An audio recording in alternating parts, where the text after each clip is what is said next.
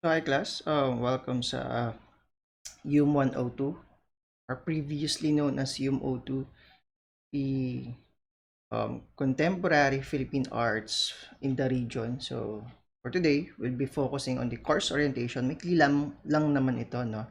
Kasi ah, bibigyan ko lang kayo ng highlight, no? Kung ano yung kabuuan ng ating um, 15 to 16 weeks na second semester. So for some of you, no, kilala nyo na ako. But for some, siguro ngayon ko lang kayo na hawakan, no, naging estudyante. So, started off, again, welcome po, no? Ching! Welcome po sa HUM102, Contemporary Philippine Arts in the Region. So, I'm your instructor for the subject, Sir Lawrence C. Beruin po. So, Sir Lau, yung tawag sa akin, o Sir Beruin. So, under the HUM's PDV cluster, ito po yung email ko. So kung may concerns kayo, during my consultation hours, hanggang 5:30 po, no? You can message me via email or paki-search po yung pangalan ko sa MS Teams. I'll be creating an MS Teams, no, para sa inyo. Na doon kayo mag-message sa akin or pwede rin yung gamitin yung chat feature na MS Teams para ma-message nyo ako. Okay? So, strictly hanggang 5:30 or 6 PM po, no, yung pagre-reply ko sa mga messages. Unless yan ay urgent, no, urgent matter, urgent concern na, halimbawa, hindi ka maka-attend ng synchronous class natin and sabihin natin hindi ka makakapag-take ng exam for whatever valid reason, then tingnan natin kung mare-replyan ko agad, ha. Pero idea natin is if outside of this particular working hours, no, hindi agad ako real time na makakapag-reply. Kasi within this, mabilis akong makapag-reply, no? Regardless kung hindi natin synchronous or um, asynchronous rather or digital period yan. But the idea is, if within that period, mas mabilis ako makapag uh, communicate with you. So,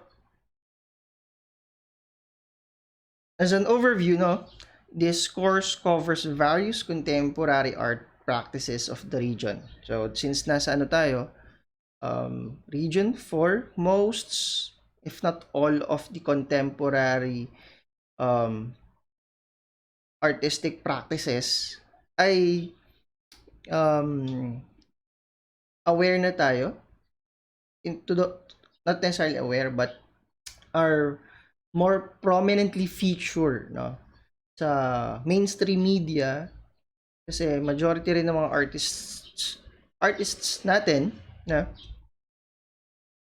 yung kanilang mga form of arts ay very much influenced na ng Western contemporaries.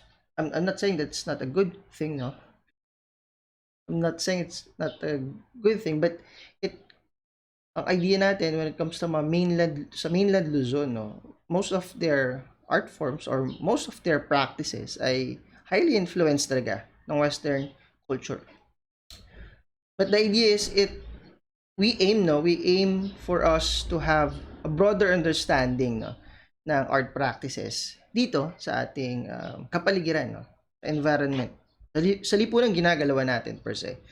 It aims to provide students with an appreciation of broad range of styles in various disciplines with consideration on the elements, principles, and engage at the very least, no, an integrative approach in studying arts. Because when you study art, it's not just about focusing on what's in front of you. It's not about just design anymore. It's about inculcating something more, some provocative ideas, making us wonder, no, think, investigate. The notion as to why this particular art form, no, sculpture, painting, was created in the first place. Through this course, the students will be able to broaden the necessary creative tools that um, open opportunities in pursuing their individual career goals and aspirations. For week 1, ito yan, no? Course overview and policies itong ginagawa ko yan. So, once ma-upload ko to, please take time to watch this particular or view this particular course orientation. Week 2, that's by next week, no? By next week. This Friday pala to, this Friday hanggang some Wednesday next week. Characteristics of contemporary arts. So yan, pag-usapan natin yan. Integrative of arts as applied in the contemporary arts by week 3. Week 4, two-dimensional contemporary arts. Week 5, three-dimensional arts. So week 4, painting, typically. Week or photography, ganyan. Week 5, three-dimensional arts. Week 6 po, long test natin. That's February 22nd. 22nd, no? 22nd. 7, music. Although, more ang focus natin is dissecting, no? The context within a particular familiar song. 8, theater performing arts, more of appreciation, no? Week 9, preparation for the performance task, which is an individual, no, activity. Yung mga performance task dito is an individual activity. Yung first will be art critic, no? I-upload ko yung i-upload ko next week yung video, no? Video orientation for the art critic.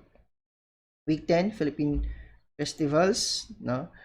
Week 11, grade consultation for the third quarter. Week 12, film. Week 13, film showing tayo. Update ko kayo kung ano yung papanood din, no? Ang idea is kasi from the region. So labas na yung Parasite dito. Pero maganda yun kung hindi pa napapanood, no? Panoodin nyo. Week 14, fourth long test. Take note, isa lang yung long test natin per quarter. Kung parang last sem yata, dalawa. Pero may tatlo pa yata, pero alam ko parang dalawa, no? Per quarter, ngayon isa na lamang po. Lalo sa inyo na grade 12. Kasi by week 15, that's last week ng April.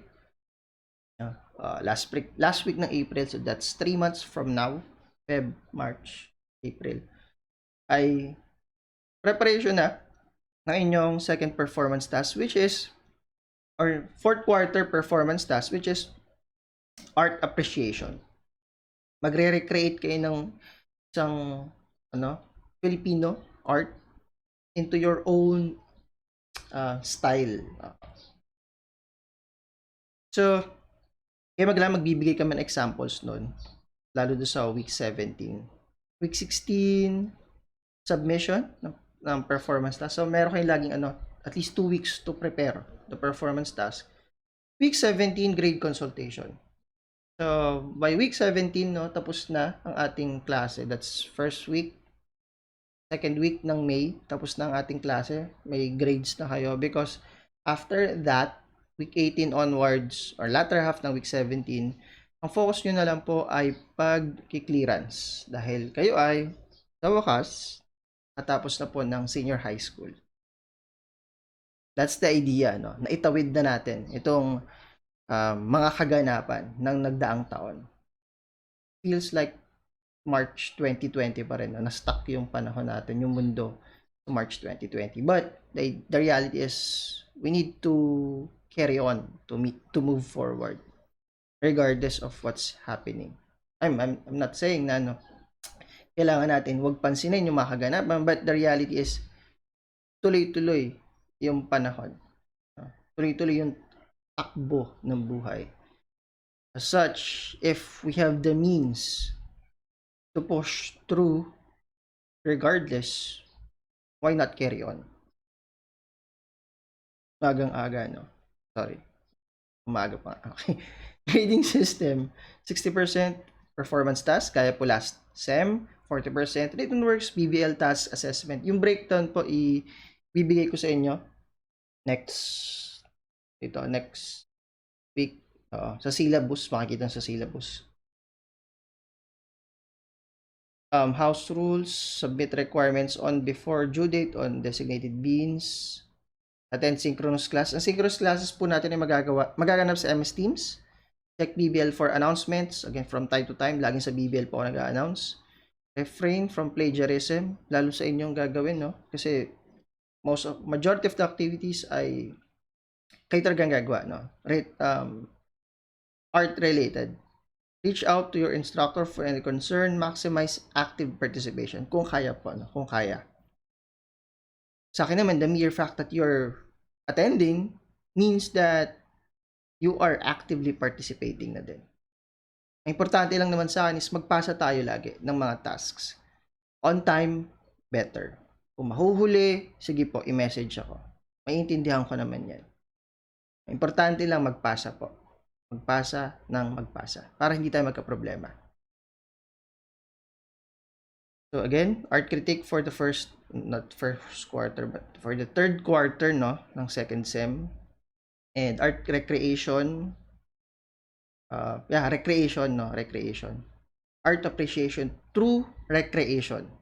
So that's the fourth quarter task. Ito yung list ng activities nyo. Ito nyo, no? So, first activity is me and my contemporary arts next week. Yan, recyclable materials. Ito yung mga art-related editorial cartoon analysis, reaction paper for the theater and music, and reflection paper for the film. Activity 6 ay 100-word story. Then, meron din kayong quizzes in between. So, all in all, meron kayong 1, 2, 3, 4, 5, 6, 7, 8. 8 na written tasks. So, kasama yung long test.